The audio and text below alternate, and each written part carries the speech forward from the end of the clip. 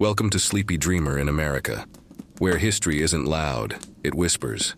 Here we wander through the forgotten pages of the past, stories of presidents, inventors, dreamers, and mysteries that shaped the heart of America. So settle, close your eyes if you'd like, and let the quiet rhythm of these tales carry you somewhere peaceful, somewhere true.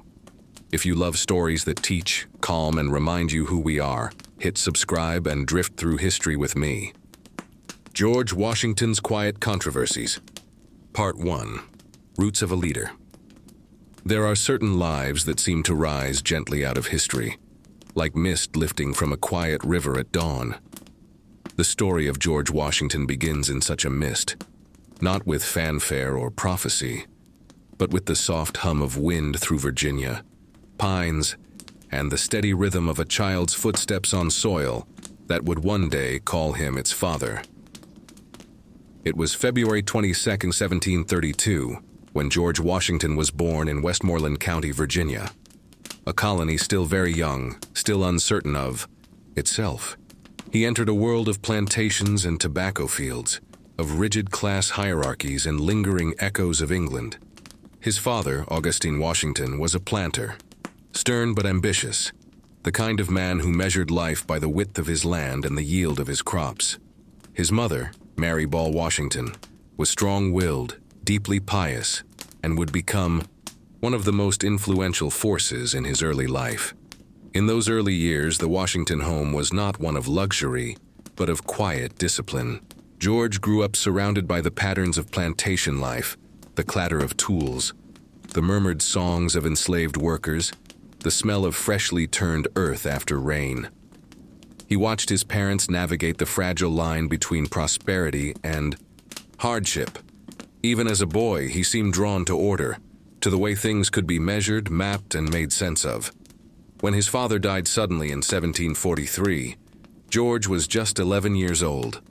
It was a loss that left a permanent quiet in him. His older half-brothers inherited much of the family's estate, while George and his mother lived modestly at Ferry Farm, near Fredericksburg. Without his father's guidance, he learned early that responsibility could come uninvited. And perhaps it was then, in the silence of those years, that he developed the steadiness that would define him for life. He did not receive the polished education of England's upper class. There was no Oxford, no Cambridge, only the small schools of the Virginia countryside, where young Washington studied basic arithmetic, geography, and moral philosophy. But what he lacked in formal learning, he made up for in observation. He was a watcher of people, of patterns, of the slow turning of seasons, and he carried a small notebook in which he wrote down maxims from The Rules of Civility and Decent Behavior, a guide to proper conduct adapted from French moralists. One line read, "Labor to keep alive in your breast that little spark of celestial fire called conscience." That spark, faint but enduring, would guide him through war, fame, and the quiet corridors of power. As he grew into a tall, broad-shouldered young man, Washington developed a fascination with surveying, the art of measuring the world. It was in many ways a reflection of his temperament, precise, patient, and respectful of the natural order. At 16, he joined a surveying expedition into the wilderness of Virginia's western frontier. There, far from the formality of plantation life, he found a new kind of freedom. He spent weeks in the forest marking land boundaries, sleeping beneath the stars, listening to the rustle of night creatures and the endless breathing of the woods. The land spoke to him, in silence, in vastness, in permanence, and he listened. The wilderness taught him humility, the same humility that would later temper his ambition. He learned to endure hardship without complaint, to find calm in uncertainty. Each hill he measured, each river he crossed, was a lesson in patience and perseverance. In those silent woods, George Washington began to understand something few men of his time did, that greatness is not loud nor is it rushed. It grows quietly, like the steady widening of a river. By his late teens, he was earning a respectable income as a professional surveyor, unusual for someone of his age and limited means. But more importantly, he was earning the respect of older men, Planters, landowners, and military officers who saw in him a rare steadiness. He dressed with simple elegance, moved with quiet confidence, and spoke little, but when he did, people listened. There was something magnetic about his silence, as though he carried within him a gravity that others instinctively recognized.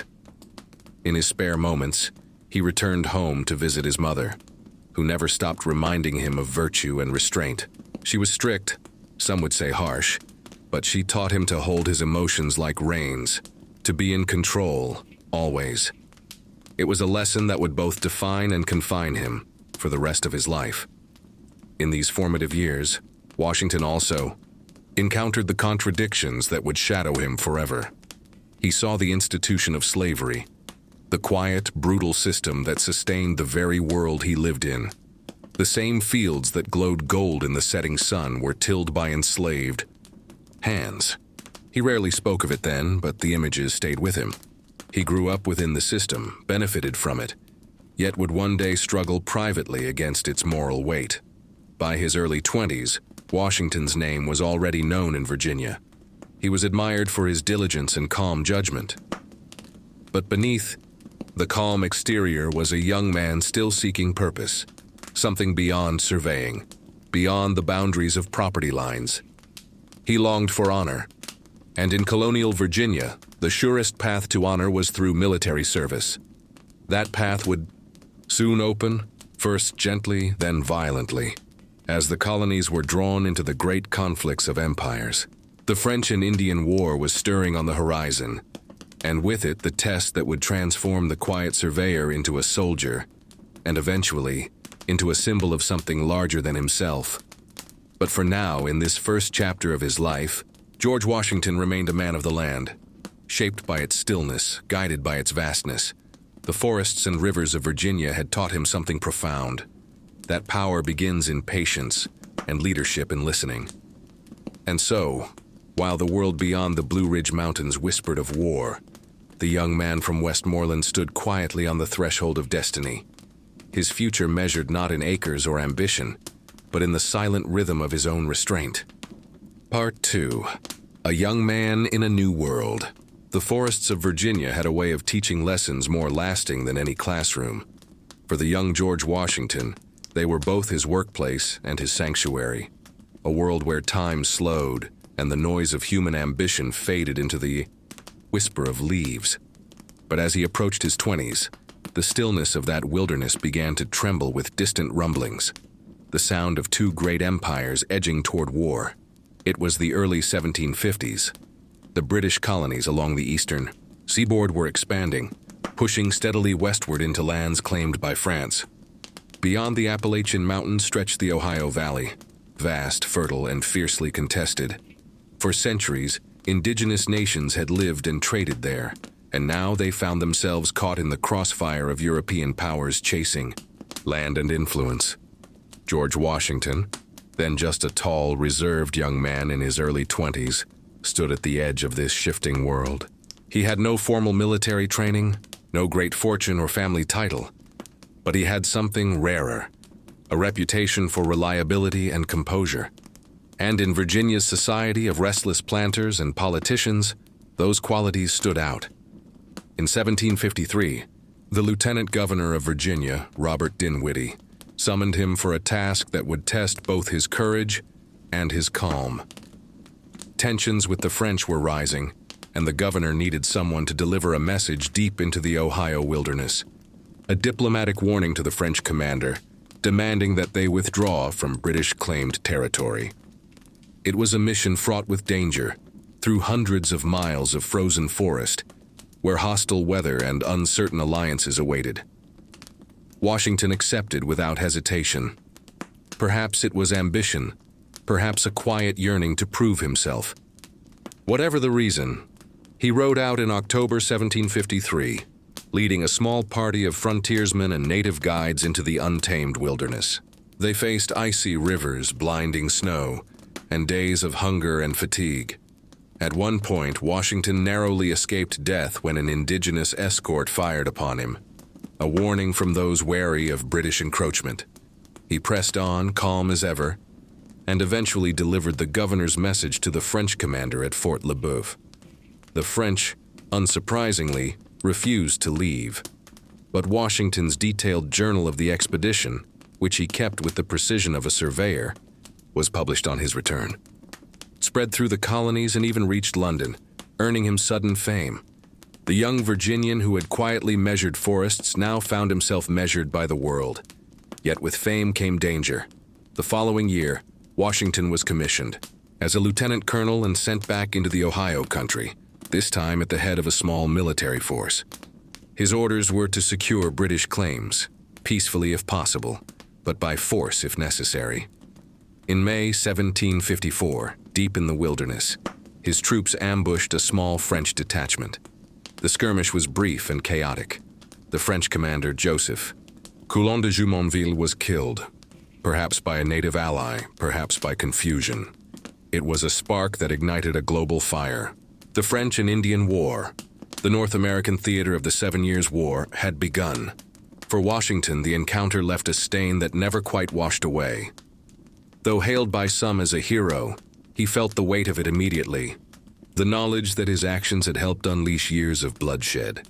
He was not a man of reckless temper, and the violence of that moment troubled him. In his quiet hours, he wrote of duty, but he also wrote of uncertainty. Even then, he seemed to understand that leadership carried both glory and guilt. The months that followed tested him further.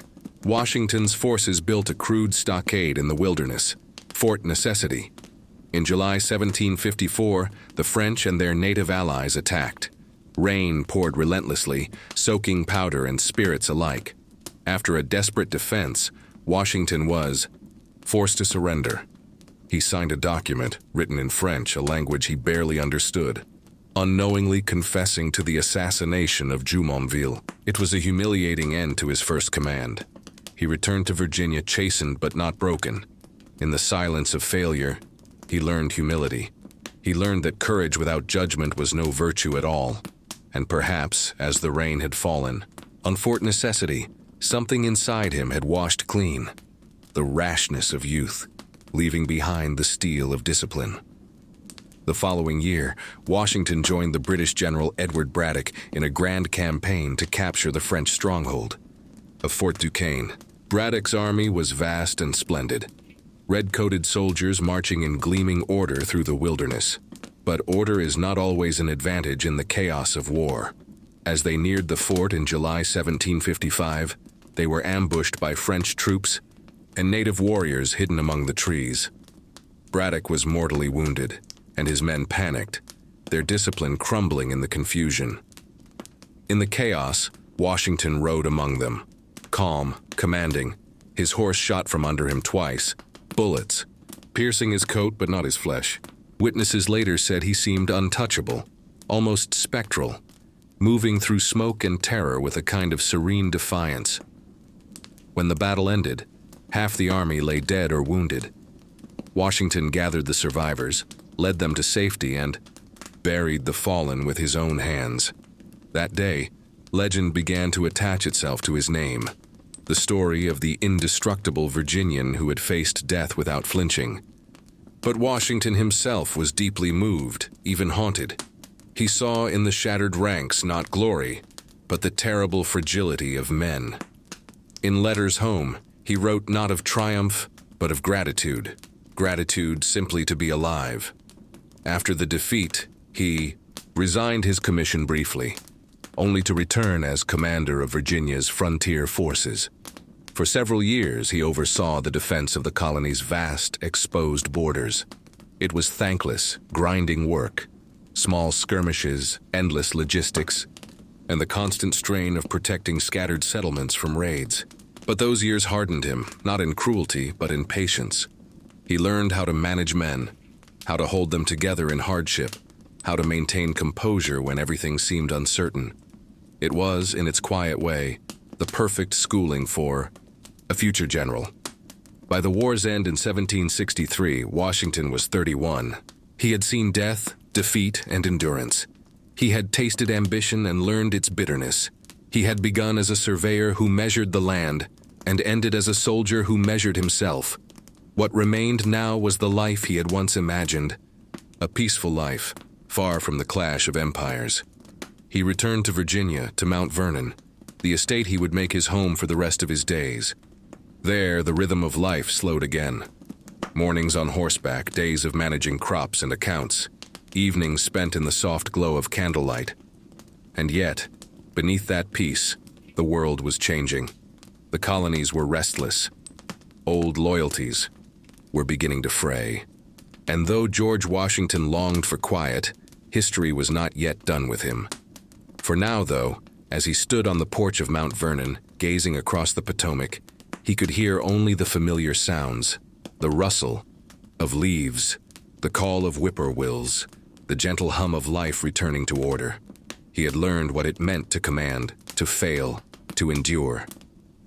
And somewhere deep inside he understood, though he would never say it aloud, that all of it had been preparation for something far greater than war, something that would ask not only for his strength, but for the silence at his core, the stillness that had always been his truest weapon. 3. Between duty and desire. The war had ended, but its echoes remained. When George Washington returned home to Virginia, the forests and fields that once seemed infinite now carried faint memories of marching feet and the cries of men lost to empire's ambition. Yet for all that he had endured, the young soldier found himself longing for something simpler, a life measured not by battles or orders, but by the rising and setting of the sun. Mount Vernon, the family estate along the Potomac River, awaited him, like an unfinished sentence. The house was modest then, a plantation overlooking rolling hills, the river glinting beyond. He threw himself into the rhythm of the land, the planting of tobacco, the care of livestock, the delicate balance of accounts and weather. To those who visited, Washington seemed content, a man returning to peace after the storms of youth. But even peace can have its restlessness. In the quiet of those first years back home, Washington began to feel the weight of solitude. He had known comradeship in the field, purpose in command, and now only the silence of rooms filled with echoes.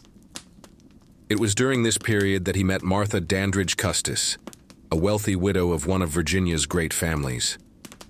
She was intelligent, composed, and carried a warmth that softened the edges of his reserve.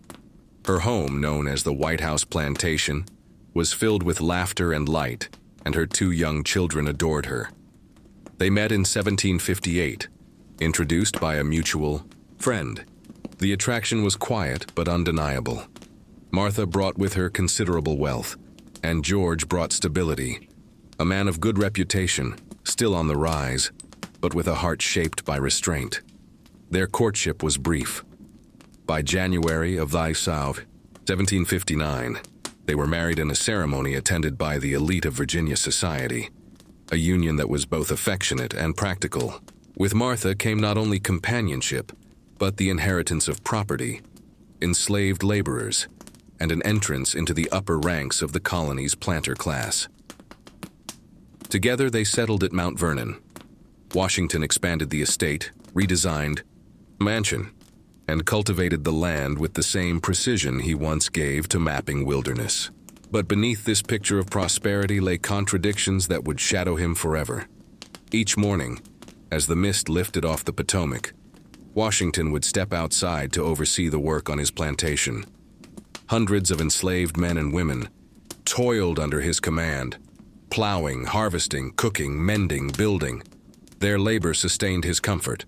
Their lives made possible his vision of order and beauty. He treated them, by the standards of the time, with what some called benevolence. He rarely allowed violence, insisted on adequate food and clothing, but they were not free. And in the privacy of his letters, Washington began to admit his unease. He wrote of the injustice of this practice, yet also of the impossibility of freeing them in a world so dependent on their work. It was a moral knot that would tighten around him for decades. The man who prized virtue above all else was bound to a system that denied it. In that contradiction, between duty and desire, between what was right and what was accepted, lay the quiet torment of his later years. Still, Mount Vernon became his refuge. He and Martha entertained constantly, friends, relatives, and travelers who came to dine and speak of the world. He was not a talkative host, but an attentive one, preferring to listen rather than speak. When he did speak, his words carried weight, shaped by reflection. Visitors often remarked on his presence, tall, graceful, and commanding, yet never ostentatious. He seemed to fill a room not by force, but by stillness. Martha, by contrast, was warmth itself. She adored him, though she sometimes found his silences difficult to read. They had no children together, a quiet sorrow that touched them both. But Washington became a devoted stepfather to Martha's children, Jackie and Patsy. He loved them as his own, though he often worried that indulgence might spoil them. His letters to them reveal a tender but disciplined affection, the same balance he brought to everything. The years passed in a rhythm of seasons. Spring brought planting, summer the long hum of labor, autumn the harvest, winter the fireside. Washington's life, once defined by danger and duty, now revolved around the subtle drama of weather, soil, and management. He read constantly, books on agriculture, philosophy, and politics. He kept journals of his experiments with crop rotation and livestock breeding, always searching for improvement. In the evenings, he often sat in silence beside the hearth, the light flickering across his face, lost in thought. Some nights he would walk the fields beneath the stars, the dogs padding quietly at his side. In those moments, he was simply a man among the elements, bound to the earth, content to measure his worth in patience. Yet even in this peace, the world beyond was shifting. Across the Atlantic, the British Empire was tightening its hold on the colonies. Taxes, trade restrictions, and proclamations stirred discontent. Men spoke in taverns and assembly halls of liberty, rights, and representation. Washington listened, cautious. He had sworn loyalty to the crown. His honor was tied to obedience. But he also understood injustice, the kind that crept in quietly, like rot beneath the bark of an old tree. At first, he avoided politics, preferring his fields to fiery debates. But events pulled him in, as if history itself were drawing him toward its center. He served in the Virginia House of Burgesses, where he spoke little but voted firmly with those who resisted British overreach. He admired men like Patrick Henry and Thomas Jefferson, their eloquence, their courage, though he himself preferred action to words. As British taxes grew harsher, the Stamp Act, the Townshend duties, Washington's patience began to wane.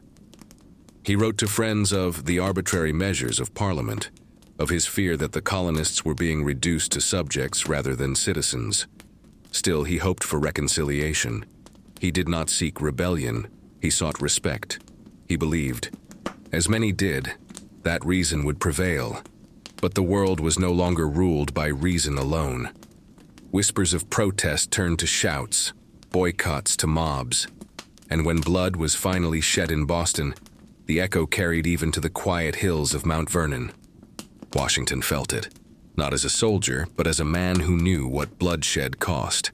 He understood that if this storm broke, it would not be easily calmed. As 1774 turned to 1775, the colonies teetered on the edge of revolution. Martha noticed the change in him, the way he would stare into the fire longer at night, the letters. He read and reread in silence. He loved his home, his peace, the ordered world he had built with his hands. But beneath it all ran the river of his nature, duty. And duty, for George Washington, was never a choice. It was a calling. One morning he stood by the window looking out over his land. The sun had just risen, casting long shadows across the fields where enslaved workers moved like figures in a distant dream.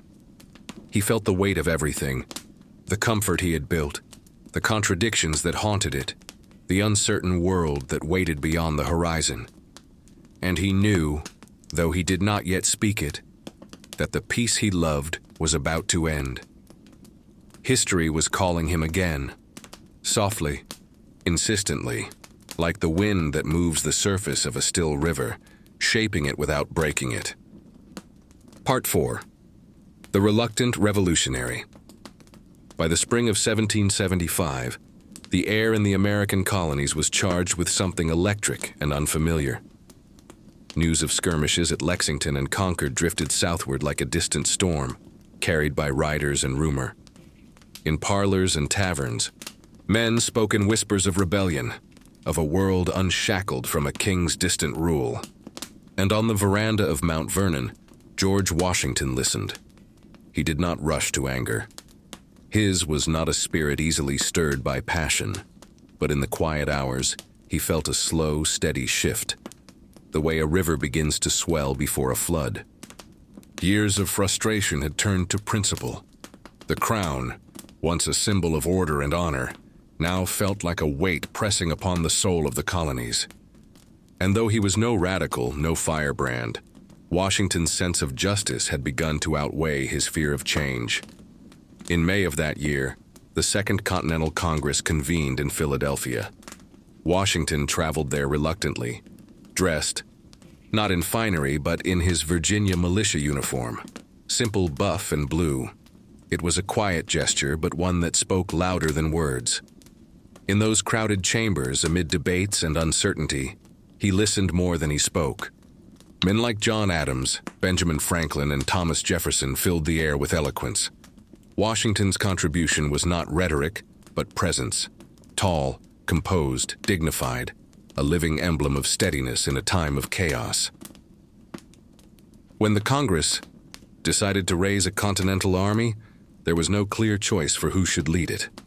But as eyes turned across the room, they found him, the man who had not sought power, who had no thirst for glory. John Adams rose and nominated George Washington of Virginia. It was a moment heavy with silence. Washington's face betrayed nothing. He later wrote that he felt unequal to the task, but duty did not consult comfort. On June 15, 1775, the Continental Congress appointed him Commander-in-Chief of the Continental Army.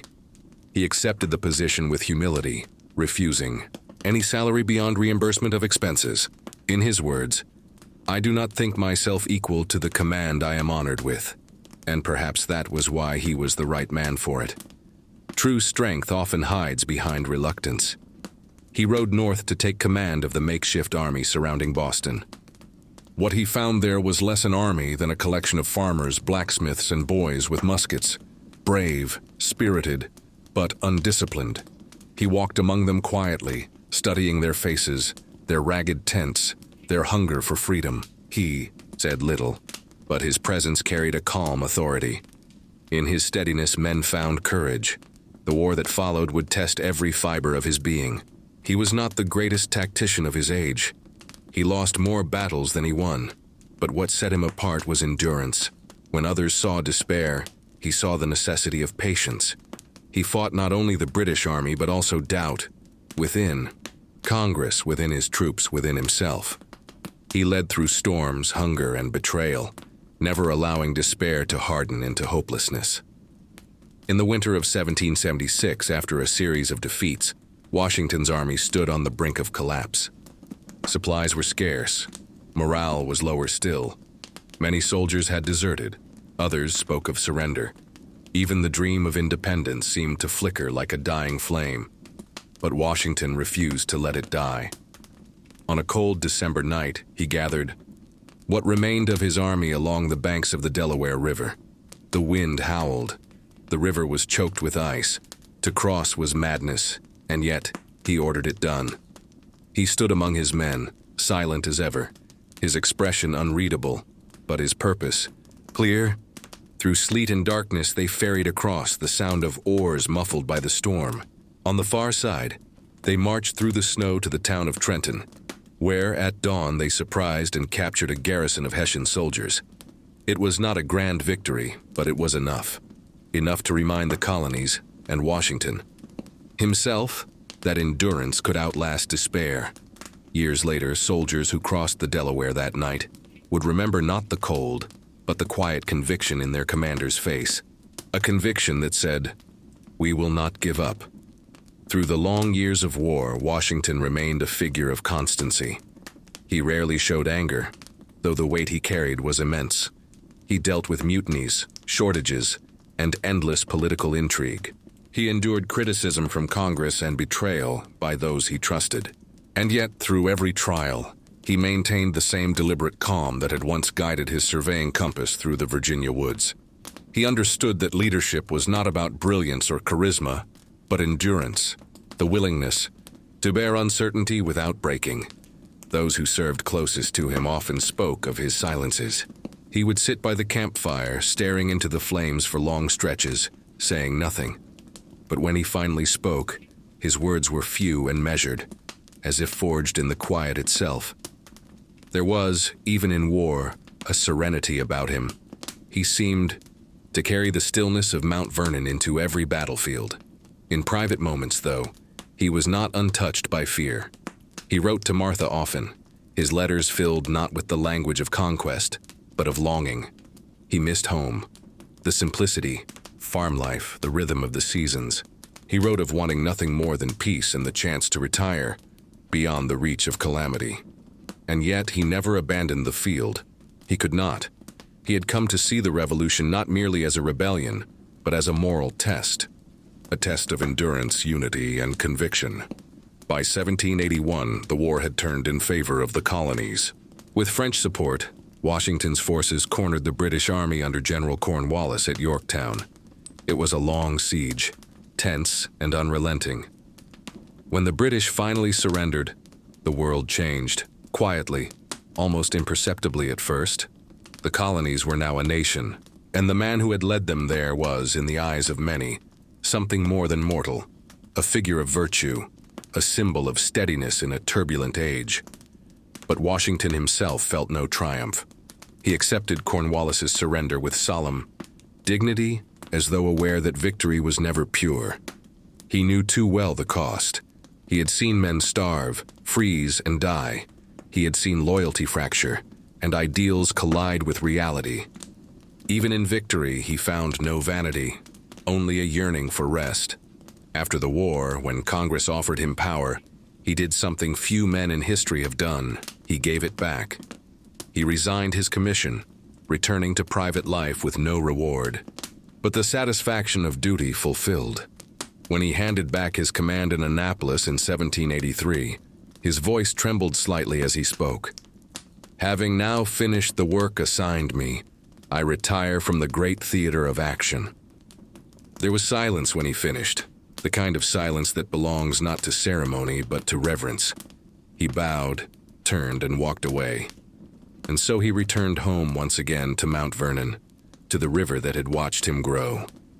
He hoped, at last, to live out his days in peace, to wake each morning not to the sound of drums but to bird song, not to the weight of command, but to the comfort of ordinary life.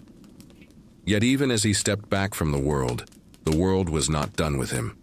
The new nation he had helped create was fragile, held together by ideals, not yet by institutions, and though he longed for silence, history had already begun to call his name again, and softly, persistently, like a tide that cannot be turned. Part 5. The Winter Soldier. The year was 1777, and winter had drawn its hard gray curtain over the land. Snow lay thick across Pennsylvania, softening the contours of hills and woods, muting every sound but the wind. In a valley not far from Philadelphia, a weary army began to gather. Men in rags, muskets slung over bony shoulders, boots worn through, faces hollow with hunger. This was the army of the Revolution, and its camp was called Valley Forge. George Washington rode among them slowly, his horse's breath, a pale cloud in the freezing air. He said little. He rarely needed to. The soldiers watched him pass, tall, composed, eyes fixed ahead, and something in that quiet presence steadied them. He shared their hunger. He shared their fear. He was at once both commander and companion.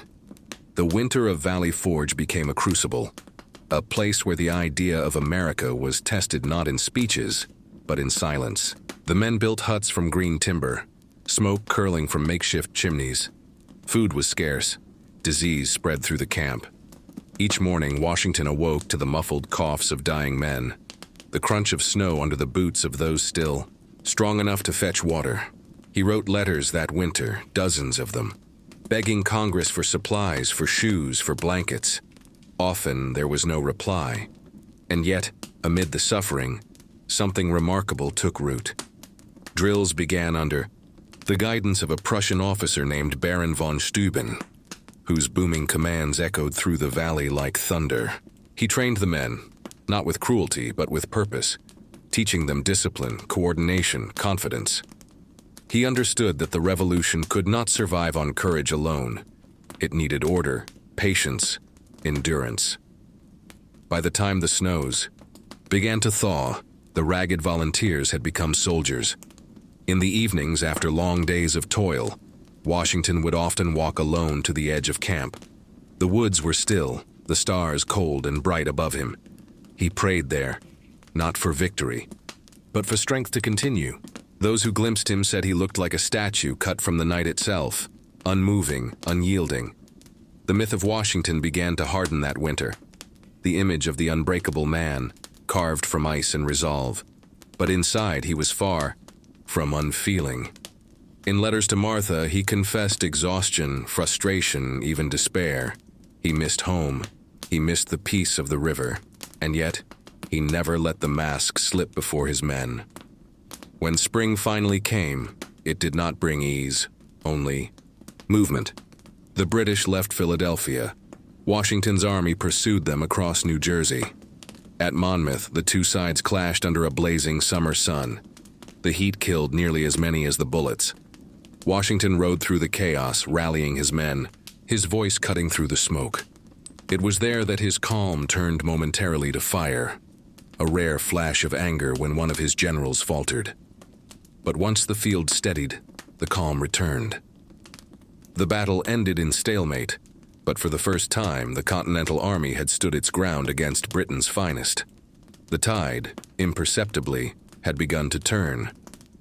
Still, victory was years away. Washington bore the burden of command through endless uncertainty. He was a man surrounded by politics, by rivalries, by whispers of conspiracy. At times, Congress questioned his leadership. Ambitious officers plotted to replace him. He never lashed out. Instead, he met intrigue with dignity, answering rumors not with anger, but with results. His silence, once again, proved stronger than words. There were moments of beauty even amid the hardship. One night, near the banks of the Hudson, he stood watching the moon's reflection ripple on the water. An aide approached and found him deep in thought. When the young man apologized for interrupting, Washington turned and said softly, "It is well, sir. The mind must sometimes find stillness, even in war." That was his gift, the ability to find stillness where others found only noise. As years passed, the war became not a single story, but 1,000 smaller ones. The frozen camps, the empty bellies, the whispered prayers before battle. Through it all, Washington endured, not as a flawless hero, but as a man who refused to yield.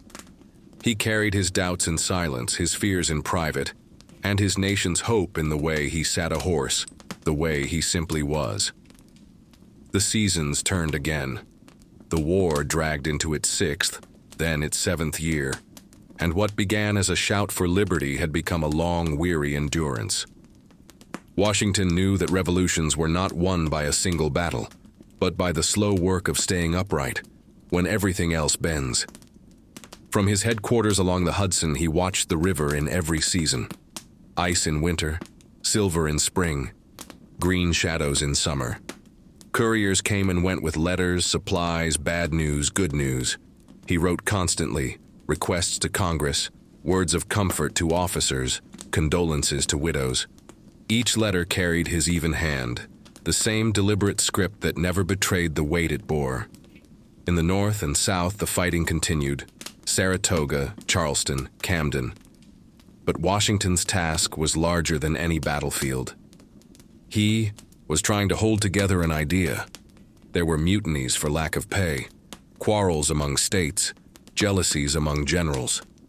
Sometimes, late at night, he would walk the perimeter of his camp and listen to the men sleeping. The sounds reminded him of the tide on the Potomac, the breathing of a nation still half dreaming. In 1780, the Revolution faced perhaps its darkest shadow. Benedict Arnold, once one of Washington's most trusted officers, turned traitor. He conspired to hand over West Point to the British. When Washington learned of it, he said nothing for a long time. Those who were present remembered him sitting, perfectly still, one hand resting on the table, his eyes far away. At last he said quietly, "Whom can we trust now, if not Arnold?" There was no rage in his voice, only sorrow. For Washington, betrayal was worse than defeat. And yet he rose the next morning and continued as before, steadily, silently, doing what had to be done. By 1781, the tide finally shifted. French ships sailed up the Chesapeake. French soldiers joined his own. Together they marched south, toward Yorktown, where the British General Cornwallis had entrenched his army. It was autumn, the air heavy with the smell of earth and gunpowder, leaves turning red like quiet embers. For weeks, cannon fire rolled across the fields. Washington watched from a hill, telescope in hand, calm as stone. When the British drums finally sounded the call to surrender, he did not cheer. He simply lowered the glass and whispered, "The work is done." On the day of the formal surrender, October 19, 1781, the sky was clear and cold. The British marched out, their colors furled, their band playing the tune, "The World Turned Upside Down." Washington stood straight in his blue and buff uniform, face unreadable, every gesture measured. He did not gloat, he did not smile. He accepted the end of war with the same restraint with which he had begun it, a man unwilling to make spectacle of suffering. That night he walked alone among the campfires. The men were singing, laughing, some crying. He felt relief, of course, but also a strange emptiness. He had lived so long inside the discipline of war that peace seemed distant, unreal. In a small tent away from the noise, he knelt and wrote, "To Congress, a new scene begins. I hope it may be more happy than the former." It was both prayer and farewell. 2 years later, when the Treaty of Paris made independence official, Washington prepared to relinquish his command. The war had given him fame greater than any American had known, and many expected him to seize, to become a king in all but name. Instead, he chose obscurity. In December 1783, in Annapolis, he stood before the Continental Congress and returned his commission. His words were simple. "Having now finished the work assigned me, I retire from the great theater of action and bid an affectionate farewell to this august body." When he bowed, some of the delegates wept openly. Then he mounted his horse and rode home through winter rain, past towns where people lined the roads in silence. Snow fell on his shoulders, melted, fell again. The journey took days. When at last, the Potomac came into view, shining under pale sunlight, he dismounted and stood a moment just looking. Home. After 8 years of war, the quiet he had longed for was waiting. At Mount Vernon, Martha met him at the door. They said little. There were no grand speeches, no ceremony. Just the quiet joy of two people who had survived the world's storm together. The fields were bare that winter, but to Washington they seemed beautiful beyond measure. He walked the grounds daily, speaking to the overseers, inspecting the fences, touching the trunks of trees he had planted years before. In the evenings he sat by the fire with Martha, reading aloud from books of history and farming, sometimes falling into contented silence. For a few precious years, the world left him alone. The river moved past Mount Vernon, as it always had. The nation he had helped bring to life was learning to breathe on its own. New government, new arguments, new hope. And Washington, the soldier turned farmer once more, believed he could finally live out his days in peace. But peace, as he had learned long ago, is never permanent. The country he had fought to create was fragile, a delicate experiment balanced between liberty and chaos. And soon, once again, the stillness of Mount Vernon would be broken by the sound of hooves on the road, by a messenger bearing news that the people, the Congress, the very idea of America, needed him yet again. He looked out across his fields, the same land that had shaped him from boy to man to legend. He sighed softly, almost smiling. Duty, like the river, had found him once more. Part 6. The Birth of a Nation. The year was 1787. The war was long over, yet the new United States seemed uncertain of itself, like a young creature still learning how to walk. The Articles of Confederation had proven too weak. States quarreled, debts mounted, and the fragile unity that Washington had fought for began to fray. From his quiet refuge at Mount Vernon, Washington watched the growing disorder with a heavy heart.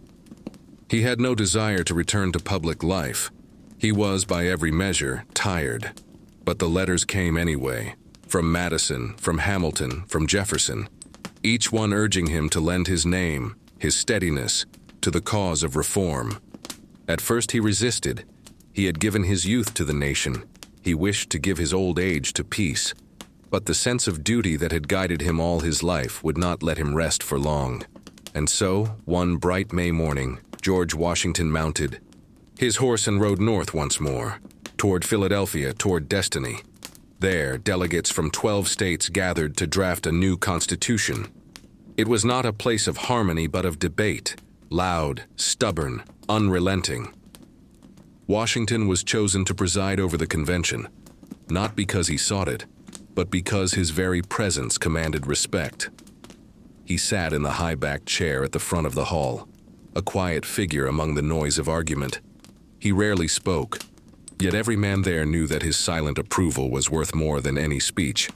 Through that long summer, the air thick with heat and tension, he watched the fragile birth of a new system. When the final draft was signed, Benjamin Franklin looked toward him and said softly, "Now, sir, do you see the sun upon your chair? I have often wondered whether it was rising or setting, but now I know. It is a rising sun." For Washington, those words carried both hope and warning. He knew how easily the sun of liberty might still set. In 1789, the inevitable call came again. The new nation had chosen him, unanimously, to be its first president. No campaign, no contest.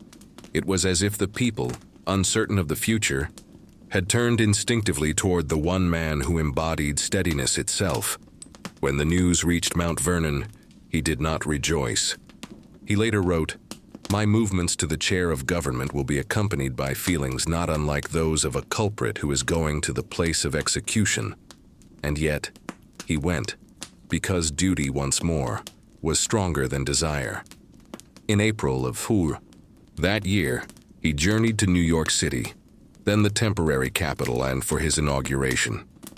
The streets were lined with people, cheering, waving flags, calling his name. He bowed to them from the balcony of Federal Hall, hand resting on the Bible. When he took the oath of office, the crowd erupted into joy. But Washington's expression remained solemn. He was not celebrating power, he was shouldering it. Inside, he was filled with doubt. No man before him had walked this path. Every decision he made would set a precedent. He understood that he was not merely governing a country. He was defining what it meant to govern at all. So he moved with extreme care, every gesture measured, every choice deliberate. He built his administration slowly. Thomas Jefferson became Secretary of State, Alexander Hamilton the Secretary of the Treasury. The two men could not have been more different. Jefferson the idealist, Hamilton the pragmatist, and Washington found himself forever between them, a patient father mediating two brilliant, quarrelsome sons. At first, there was optimism. The nation began to find its rhythm, establishing a judiciary, creating a system of taxation, building credit abroad. But beneath the surface, tensions grew. Parties began to form, Federalists and Democratic Republicans, and the unity that had bound the revolution started to splinter. Washington detested the very idea of political parties. He saw them as forces that would divide the people, pit neighbor against neighbor, turn loyalty from country to faction. In letters, he warned again and again that the spirit of party was the enemy of liberty. But even he, with all his restraint and wisdom, could not stop it. The machinery of politics was already in motion. There were other trials as well. In 1791, Congress approved a tax on distilled spirits. a policy designed by Hamilton to raise revenue. But on the western frontier, farmers rebelled, refusing to pay. The Whiskey Rebellion, as it came to be called, tested the new government's authority. Washington faced a terrible choice. To let it go would show weakness. To act might seem tyrannical. After long contemplation, he chose action, but measured, not vengeful. He personally rode at the head of a militia force, the only sitting president ever to do so. His presence enough to dissolve the rebellion without bloodshed.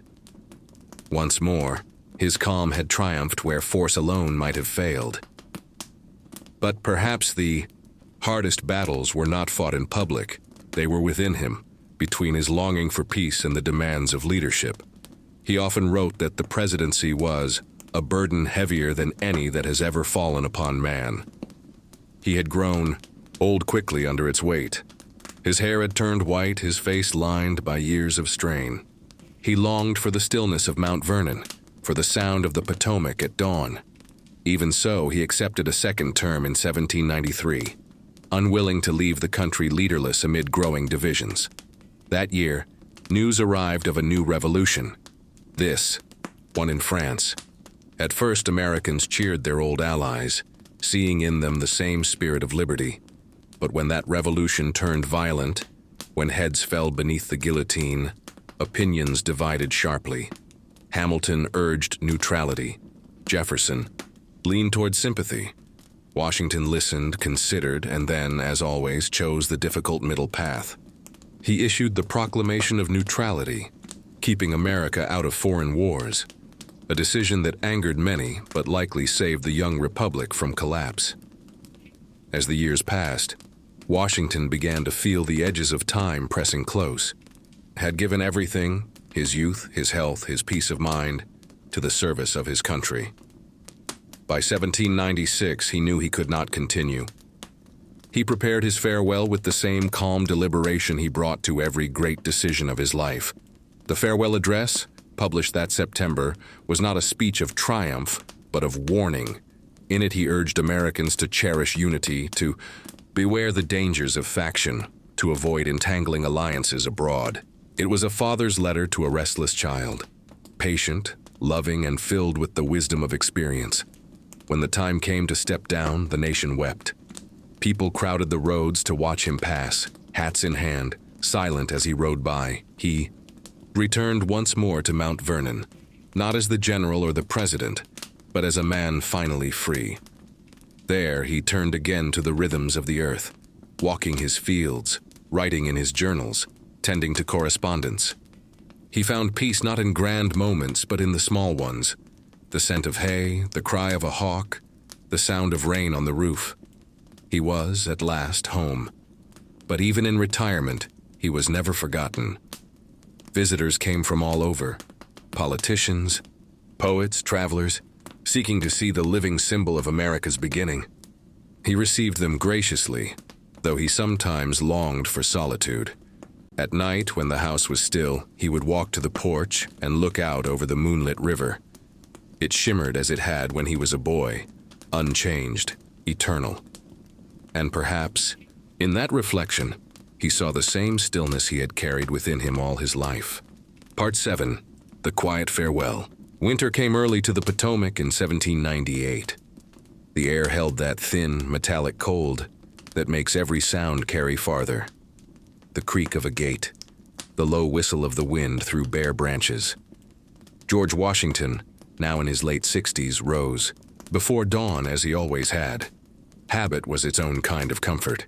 He dressed slowly, his joints stiff but his posture still soldier straight, and walked the familiar path down toward the stables. Frost glittered on the fences. A pair of foxes darted across the field. He was, for the first time in decades, a private citizen, with no command to give, no orders to sign. And yet the country would not entirely let him go. Letters still arrived daily. Requests for advice, invitations, petitions, gratitude. He answered most of them in his own hand, each reply neat and restrained. The writing of a man who understood that words could shape a nation as surely as muskets once had. Sometimes, in the long afternoons, he walked along the riverbank with Martha. They spoke little, content in a companionship built over 40 years of shared storms. She would gather winter flowers from the greenhouse, and he would talk quietly of crops, of fences needing repair, of young trees he hoped to see full-grown. Mount Vernon had become a living reflection of his mind, orderly, industrious, serene. Yet even in this peace there were shadows. The question of slavery, long pushed aside, had begun to trouble him deeply. He had inherited enslaved workers, with the estate, and throughout his life, had both depended on and struggled with the moral cost of that dependence. In private, he spoke of slavery as a lamentable evil. He wrote that he wished to see it ended by slow, sure, and imperceptible degrees, but he never made a public crusade of it. The times were not ready, and he was always cautious. Still, in his will, written in his own careful hand, he took the step few men of his rank dared. He ordered that the people he enslaved be freed upon Martha's death, and that the elderly and children be supported by his estate. It was not redemption, but it was repentance, a final act of conscience from a man who had spent a lifetime balancing principle against practicality. Washington's last years were filled with visitors. Young officers came seeking advice, foreign dignitaries came bearing respect, and neighbors stopped by simply to shake his hand. He received them all graciously, though the endless attention sometimes wearied him. He often said that the greatest pleasure of retirement was to be left to grow old in quiet. But even in that quiet, the world pressed in. In 1798, tensions with France threatened to draw the United States into another war. President Adams asked Washington to take command of the Provisional Army should fighting break out. Reluctantly, he agreed. He did not wish to fight again, but he knew that his name, more than his sword, could hold the young nation together. The appointment was largely symbolic, but it showed the deep trust the country still placed in him, and the burden he could never fully set down. That winter, life at Mount Vernon followed its steady rhythm. The changing of servants, the arrival of ships along the river, the quiet turning of seasons. On December 12, 1799, a cold rain began to fall. Washington spent the day riding his property line as usual, inspecting fences, speaking with overseers, his cloak soaked through by the time he returned home. Martha scolded him gently. He laughed it off. But that night, he felt a rawness in his throat. By morning, his voice was hoarse, and by evening, fever had set in. He insisted it was nothing, that he had weathered worse. The next day, the fever worsened. Physicians were called. They bled him, as was the custom of the time. He bore it with patience, though each treatment left him weaker. When he could still speak, he gave calm instructions about his papers, his will, his accounts. He told, "Martha, go to bed, my dear, and let me go quietly." She stayed beside him anyway, holding his hand through the long night. Just before 10 o'clock on December 14th, he drew a final breath and whispered, "'Tis well." 2 simple words, serene, complete. Outside, the wind rose along the river. Within the house, all fell silent. News of his death spread slowly, then all at once. Across the 13 states, church bells tolled. In every town, candles were placed in windows. Even his old soldiers, now gray and bent, stood bareheaded in the snow to honor him. The nation mourned not just a man, but an idea, the proof that power could be used and then surrendered, that greatness could exist without ambition. At Mount Vernon, Martha closed the upper chamber where he had died. She said simply, "I cannot be in the room where he is not." She would live quietly for 2 more years before joining him in the family tomb overlooking the river. Over time, the myth of George Washington grew larger than the man himself. Marble statues, school books, parades. But beneath the legend, the truth remained gentler. He was a man who loved his land, who feared his own flaws, who sought peace even in chaos. He made mistakes, doubted himself often, and yet kept moving forward, slowly, steadily, guided by the belief that character, not brilliance, is what builds nations. If you walk Mount Vernon today, you can still feel something of that spirit. The air smells of wood smoke and river water. The wind that moves through the willows sounds like a whisper of the past. It is easy to imagine him there still, standing at the edge of the field, coat buttoned to the chin, eyes on the horizon, measuring the light, the land, the endless patience of time. He once said, "Human happiness and moral duty are inseparably connected." And perhaps that is his truest legacy. Not the battles, not the presidency, but the quiet conviction that doing what is right, even when it costs you comfort, is its own form of peace. In the stillness after his passing, America was left with silence. A silence filled not with fear, but with gratitude. The country he had helped to bring into being now had to walk on its own, guided by his example. Steadfast, humble, and strong. The river kept flowing, the seasons kept turning, and in that endless rhythm of work and rest, of rise and fall, the spirit of George Washington lived on, calm as ever. Part 8. Legacy and Immortality. Morning light drifts softly across the Potomac. The air is quiet, not silent, but filled with those gentle sounds that belong to early day. The call of a bird, the rustle of leaves, the hush of water against the shore. This is the same view George Washington saw every morning of his life at Mount Vernon, and long after his death, it remains unchanged. The river still glides past his home, patient and enduring, a reflection of the man himself.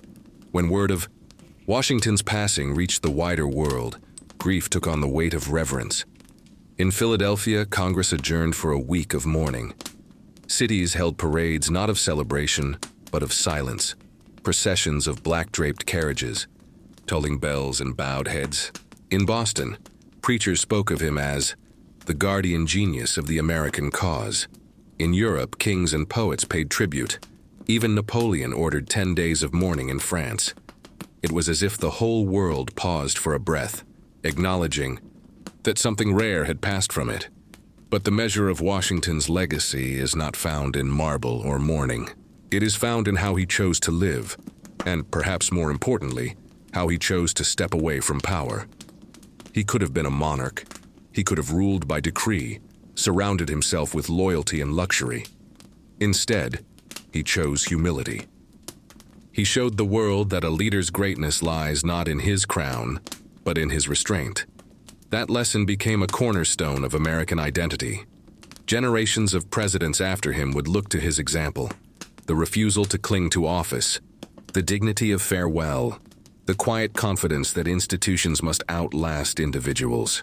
Thomas Jefferson called him the best and the greatest man the world has ever known. John Adams, sometimes his rival, often his admirer, said, "If honesty is the best policy, Washington was the best politician." And yet, over the years, the myth of Washington began to grow until it threatened to eclipse the man. Painters softened his face, made his eyes nobler, his expression eternally calm. Stories multiplied. The cherry tree, the perfect virtue, the hero without flaw. It was comforting, perhaps, to believe the nation's father had been something more than human. But the truth is far more meaningful. He was human, deeply so. He felt anger, pride, sorrow. He struggled with wealth and with morality, with the contradictions of his own time. He made decisions that today trouble the conscience, especially his participation in slavery and the slow pace of his emancipation efforts. But even in those contradictions, there was movement, the slow turning of a man learning to see more clearly. He evolved, as the country itself would have to evolve. To study him honestly is to see not perfection, but growth. The young officer hungry for recognition became the measured leader who learned the strength of patience. The landowner bound by the customs of his age became the man who, in his last act, freed those he had once held. He was not born the ideal that people later made of him. He became it, through work, through reflection, through the steady shaping of character. That, perhaps, is his truest gift to those who came after, the reminder that greatness is not a lightning strike, but a long, quiet forging. In the years following his death, His home at Mount Vernon became a place of pilgrimage. Visitors came from every state, walking the same worn paths he once walked, standing by the tomb carved into the hillside. They would leave flowers, flags, or simply silence. Many spoke of feeling a presence there, not mystical, but moral. Something in the air seemed to whisper, "This is what integrity looks like."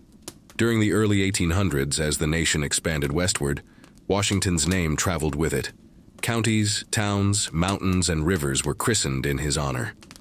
His face appeared on coins, stamps, monuments. When the new capital city was laid out along the Potomac, it was named Washington, D.C. The marble obelisk that would one day rise in its heart, the Washington Monument, became a symbol not of a man's ambition, but of his restraint, his stillness, his reliability. Still, the farther the myth spread, the quieter the man behind it became. In time, people forgot the sound of his voice, the way he hesitated before speaking, the humanity in his modest letters. He became more symbol than person, the face on currency, the statue in the square. Yet even symbols can whisper truths, if you listen closely. Look closely at his portraits. His eyes are calm, but not cold. His mouth firm, but not severe. There is no arrogance there, only endurance. A face that has seen the best and worst of humanity and has chosen dignity over despair. In that choice lies the enduring magic of Washington's life. He was not the loudest revolutionary, nor the most brilliant thinker. He was, instead, the steady pulse beneath the noise, the rhythm that kept the dream of America alive when it might have shattered. In every crisis, he returned to the same principles: honesty, discipline, patience. He believed that true leadership is a quiet force, not a clamor. Even now, centuries later, that calm still resonates. In times of division, his farewell words still echo. The unity of government which constitutes you one people is also now dear to you. It is justly so, for it is a main pillar in the edifice of your real independence. He understood, long before others did, that liberty is fragile, that freedom without virtue drifts toward chaos, and power without humility corrodes the soul. And perhaps that is why his story continues to soothe. Because it is not a story of glory, but of quiet purpose. Not a tale of perfection, but of perseverance. The kind of story that asks us gently to slow down, to measure our own choices with care, as he once measured the land and the stars, and his own conscience. When night falls over Mount Vernon, the house glows softly against the dark. The river reflects the moon, silver and endless.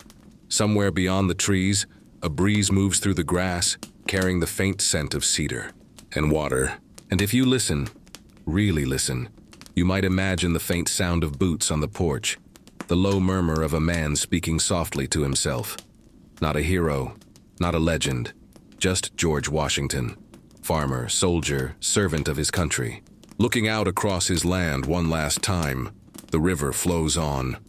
The stars turn slowly overhead, and the calm he left behind, that patient, steady calm, still lives in the heart of a nation he once called into being.